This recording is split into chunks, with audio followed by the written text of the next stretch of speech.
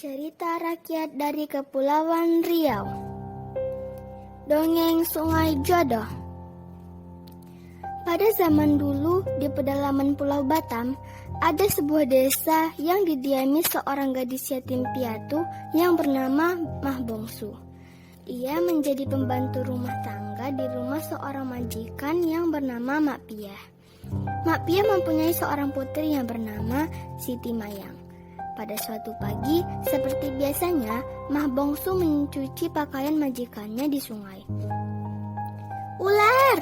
teriak Mah Bongsu ketakutan ketika melihat seekor ular melingkar di tepi sungai. Ular itu hanya diam tidak bergerak. Ternyata ular itu tidak ganas. Ia menggeliat untuk menunjukkan luka di punggungnya.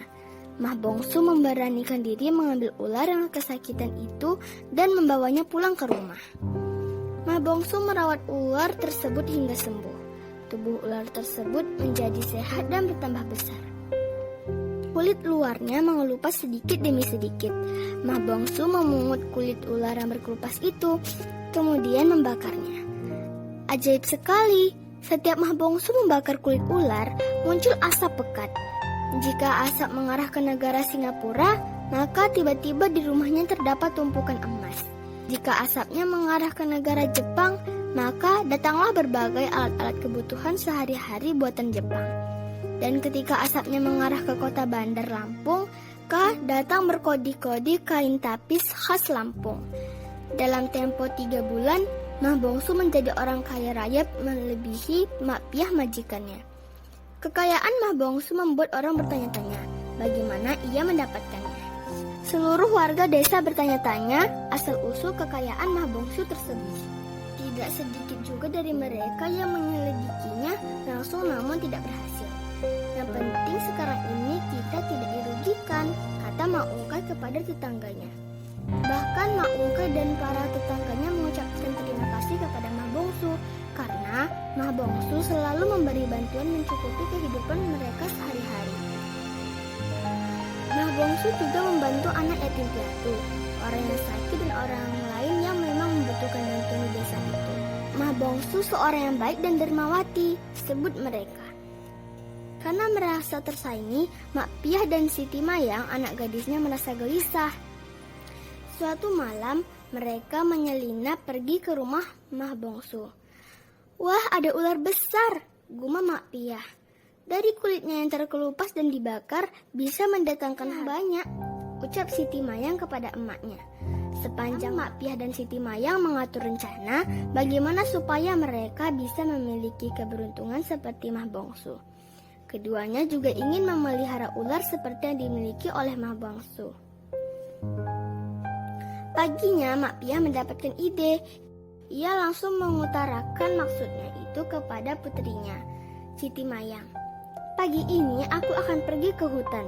Aku akan mencari ular yang sama seperti yang dimiliki oleh Mah Bongsu," ucapnya kepada putrinya. Dia pun berangkat pergi ke hutan. Berjam-jam mencari, akhirnya ia menemukan seekor ular kobra yang sedang tidur karena habis memangsa seekor anjing hutan. Mak Piah pun membawa ular tersebut pulang ke rumahnya. Malam harinya ular berbisa itu ditidurkan bersama Siti Mayang. "Saya tidak mau, Mak, saya takut. Ular itu akan melilit dan mematokku," teriak Siti Mayang ketakutan. "Anakku, jangan takut. Bertahanlah, ular itu akan mendatangkan harta karun," ucap Mak Piah meyakinkan Siti Mayang. Sementara itu, luka di tubuh ular milik Mah Bongsu sudah sembuh. Mah Bongsu semakin menyayangi ularnya. Saat Mah Bongsu menghidangkan makan malam, ia tiba-tiba terkejut. Ular tersebut berbicara layaknya manusia. "Jangan terkejut, malam ini tolong antarkan aku ke sungai, tempat pertemuan kita dulu," kata ular. Mah Bongsu mengantar ular itu ke sungai. Sesampainya di sungai, ular mengutarakan isi hatinya. "Mah Bongsu, aku ingin membalas budi yang setimpal dengan yang telah kau berikan padaku," ungkap ular itu. "Aku ingin melamarmu dan menjadi istriku," lanjutnya. Mah Bongsu semakin terkejut. Ia tidak bisa menjawab sepatah kata pun. Bahkan ia menjadi bingung luar biasa. Ular segera menanggalkan kulitnya dan seketika itu juga berubah wujud menjadi seorang pemuda yang tampan. kulit ular sakti itu pun berubah wujud menjadi sebuah gedung yang megah yang terletak di halaman depan Pondok Mahbongsu. Selanjutnya, tempat itu diberi nama Desa Tiban.